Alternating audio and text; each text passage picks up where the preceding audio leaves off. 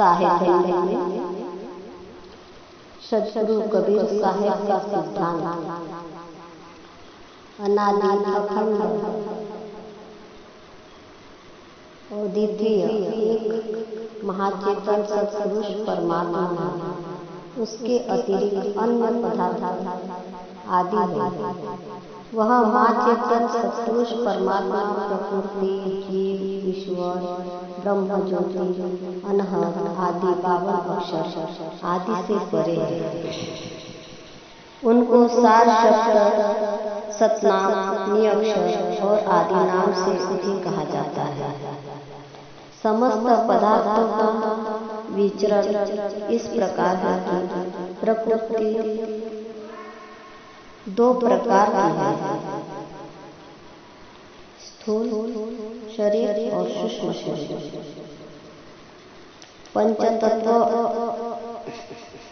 पंचतत्व के कार्य पदार्थों को सूक्ष्म शरीर कहा जाता है तथा सत, रज, तम इन तीनों गुणों की साम्य अवस्था को सूक्ष्म त्रिगुणात्मक प्रकृति कहा जाता है।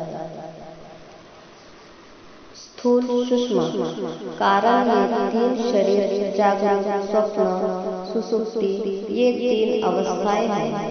सत, रज, तम ये 3 गुण हैं और शुभाशुभ कर्म इन सब से रहित होकर तम पद अविद्या के बंधन में चेतन आत्मा है, उसी को जीव कहते हैं।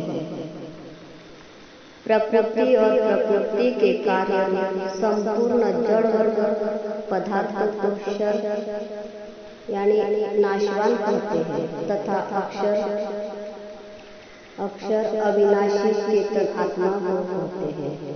एवं जगत जागृत, स्वप्न, सुषुप्ति, तुर्यातीत और तुर्यातीत ये 5 अवस्थाएं हैं। स्थूल, सूक्ष्म, कारण, महाकारण, कैवल्य और हंसदेह ये 6 शरीर हैं। चाचरी, भूचरी, खेचरी, अगोचरी और उन्मुनी ये 5 मुद्राएं हैं।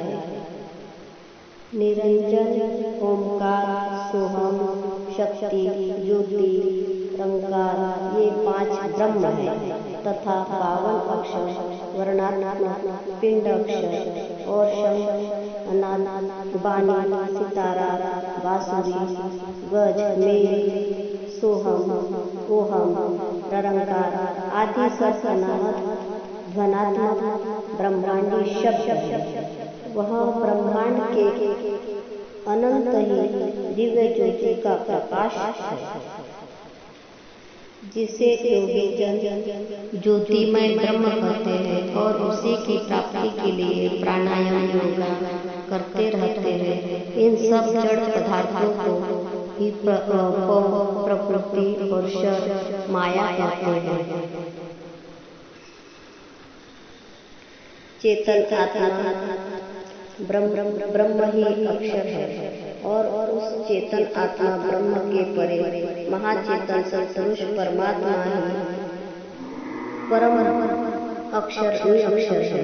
ये उसी महाचेतन परम पुरुष परमात्मा का ही चेतन ज्ञान प्रकाश में चेतन आत्मा ब्रह्म है। उस परमात्मा से इस चेतन आत्मा का प्रकाशता संबंध होता है। जैसे सूरज से किरण तथा दीपक से प्रकाश विकास होता है, उसी प्रकार वैसा ही मालूम पड़ता है। वास्तव में भिन्न नहीं है, किंतु उसे भिन्न महसूस होता है। वैसे ही चेतन महाचेतन सत्पुरुष परमात्मा से भिन्न दिखाई पड़ता है, लेकिन चेतन आत्मा चेतन अक्षर आत्मा का विकास होने से भिन्न महसूस होता है। वास्तव में भिन्न नहीं है, उसी में है, उसी का स्वरूप है।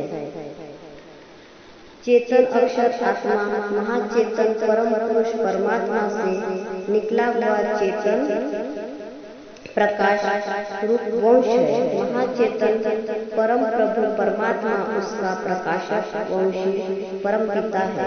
यदि चेतन आत्मा की पंच अवस्था, छह शरीर, विद्या, पिंड, ब्रह्मांड, तम पद, ततम पद और असीम पद आदि के उपाधि भेद से वेदांत में तीन प्रकार का कहा गया है, जिसे कि जीव, ईश्वर और ब्रह्म कहते हैं। उसी को जीव, ईश्वर और ब्रह्म कहते हैं। कोई कूटस्थ मिलाकर चार प्रकार का भी चेतन कहते हैं। वह महाचेतन सत्पुरुष परमात्मा ही सार शब्द और निरक्षर है।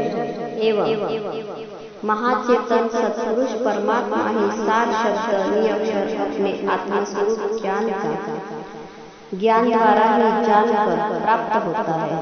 तथा सद्गुरु कबीर साहेब कहते हैं कि अलग अपार लखे की भांति, अलग लखे अलग की जाति। अलग अपार लखे के भांति, अलग लखे अलग की जाति। यह सिद्धांत वेद, शास्त्र, उपनिषद, गीता आदि में नहीं है। इन सब ग्रंथों की पहुंच निर्गुण, निराकार, निरंजन भगवान तक ही है। इसी निरंजन आत्मा को वेदांत शास्त्रों में परमात्मा सिद्ध किया है और कबीर साहब ने इन निर्गुण, निराकार, निरंजन आत्मा को चेतन, महाचेतन सत्पुरुष परमात्मा का चेतन ज्ञानस्थ प्रकाश में एक वंश बताया है। जैसे कि आदि पुरुष एक वृक्ष है, निरंजन डारा, त्रिदेवा शाखा भय, पाति भय संसारा। अर्थात सर्वप्रथम वह सत्पुरुष परमात्मा तो एक महाचेतन वृक्ष है और उसी का एक चेतन प्रकाश वंश दार निरंजन आत्मा है। निर्गुण निरंजन से उत्पन्न शाखा ब्रह्मा विष्णु महेश पत्ती के रूप में संसार में समस्त जीव है। महाचेतन सत्पुरुष परमात्मा की महती शक्ति को पाकर ही निर्गुण निरंजन आत्मा संपूर्ण पंच भौतिक जगत का रचयिता है। निर्गुण और सरगुण दोनों रूप इसी से हुए हैं। इसी की महिमा का गुणगान वेद, शास्त्र, उपनिषद, गीता आदि में लिखा गया है। यह तुर्या और तुर्यातीत दोनों भूमिका में रहता है। तुर्य की भूमिका का इसी प्रकार होता है कि तुर्यातीत दो प्रकार का होता है, जिसमें एक तो स्वयं तुर्य पद है, जो कि समस्त बुद्धि, सिद्धि आदि ऐश्वर्य शक्तियों का प्रमुख केंद्र स्थान है और उसी का स्वामी भी विद्या, माया, निरंजन ईश्वर भगवान है। इसके नीचे जो दूसरी तुर्यातीत पद है वह शम, दम आदि साधन करने वाले के लिए स्थान माना गया है, जिसमें ब्रह्मा, विष्णु, शिव है। इनके नीचे सनादि, व्यास, वशिष्ठ, कपिल मुनि आदि है। परंतु इन समस्त त्रिदेव, सनादि, महर्षि आदि का प्रेरक स्वामी निरंजन भगवान ही माना जाता है। तत्वपद, तत्पद, असीम पद, इन तीनों पदों से महाचेतन सत्पुरुष परमात्मा है। यदि ये अक्षर चेतन आत्मा का सुरति ऊर्ध्वमुख हुआ था, यही तीनों पदों से परे महाचेतन सत्पुरुष परमात्मा है।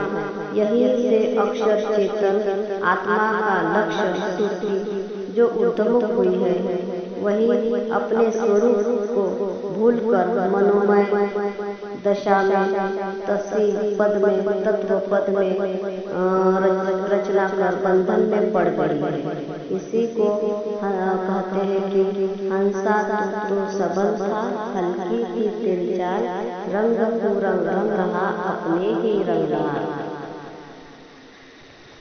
अपने स्वरूप से नीचे मनोमयी असीपद, तत्पद और त्वम पद की रचना कर बंधन में पड़ गया। इन्हीं तीनों पदों से के उपाधि भेद से जीव ईश्वर तथा निर्गुण निराकार निरंजन ब्रह्म संज्ञा को प्राप्त हुआ है। तुर्यातीत निर्गुण निरंजन ब्रह्म भी माया विकार सहित है, क्योंकि संपूर्ण जगत रहित चारों अवस्थाओं का सूक्ष्म बीज इसी में रहता है। अंत तीनों पदों से परे अपना लक्ष्य करके निज चेतन सत्पुरुष का परिचय करते हैं और फिर सार शब्द परमात्मा में अपने को स्थिर कर देते हैं। तीनों पदों का प्रकाशक दृष्टा अपना चेतन आत्मा स्वरूप है, जिसके आगे महाचेतन सार शब्द परमात्मा है, जो कि आत्मा का परम स्वरूप है। अंत तीनों पदों का भेद करने के आगे महाचेतन निअक्षर सार शब्द परमात्मा की प्राप्ति का उपदेश सद्गुरु कबीर साहब ने ही किया है। इसलिए जब तक चेतन आत्मा किंतु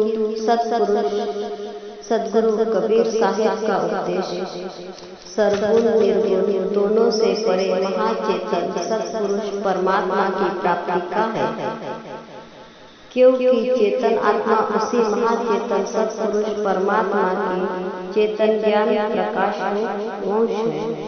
अंत उसी की शक्ति उपासना होनी चाहिए।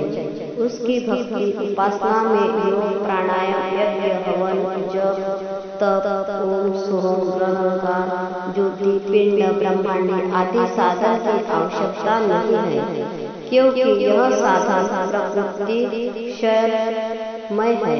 इस प्रकार सद्गुरु कबीर साहब के इस सत्य मत के अतिरिक्त अन्य समस्त मत तीनों पदों से ही परे अंतर्गत है।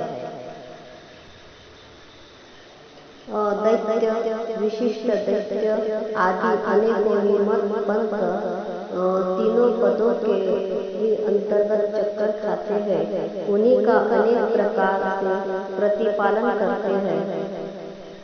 इसी को स्वामी शंकराचार्य ने भी प्रतिपादित किया है। प्रकृति पद यह दैत्य मत सांख्य शास्त्र का सिद्धांत है, जिसको कपिल मुनि ने प्रतिपादित किया है। इस सत्य पंथ और सत्य नाम का सबसे प्रथम उपदेश सद्गुरु कबीर साहब ने ही किया है। उनके पश्चात नानक साहेब, दादा साहेब, गुलाब साहेब, बुल्ला साहेब, दरिया साहेब, धर्मदास, मदन साहेब आदि इन संतों महात्माओं द्वारा हुआ है।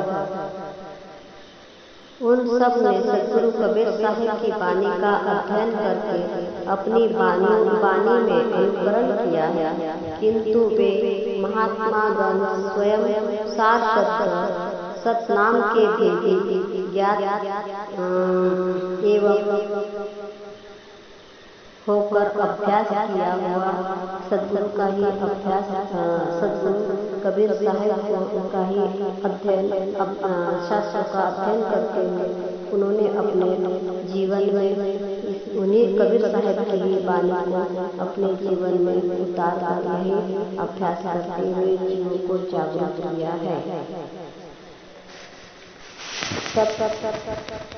सत्य तो अखंड एक रस अविनाशी सत्पुरुष परमात्मा है और अपने सत्य आत्मा स्वस्वरूप ज्ञान द्वारा उस सत्पुरुष परमात्मा को परखना ही उसे निअक्षर परमात्मा को प्राप्त कर सकते हैं। परमात्मा अगम अपार और अलग है। जो कोई